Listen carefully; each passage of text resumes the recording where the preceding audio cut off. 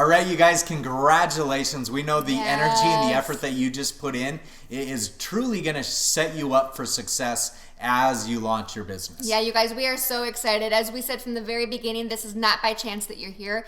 You are here for a big reason, a big purpose. I always say we are a team, we are a family that is driven by purpose, right? We are here to make a difference. You are here to make a difference. So going through all those different action items that you did is going to set you up for success for making that difference. And at the very beginning of this, we had you pull out your calendar. You marked off a couple times where you were going to launch the business. Now we're going to get into how you get prospects in front of the information, how you drive people to the opportunity to see what we have our hands on, why you're so excited and all of that. So do take the time to go through those steps. You're going to learn about inviting and databasing, following up, resolving concerns, all of that. Yes, you guys, and do not get overwhelmed. Do not let any of this be excited. Go out and get people in front of this information. Go out and listen to the Carrie Dickey CD. Just plug into the system. Don't miss the motivational calls, the Thursday night calls, the Sunday trainings.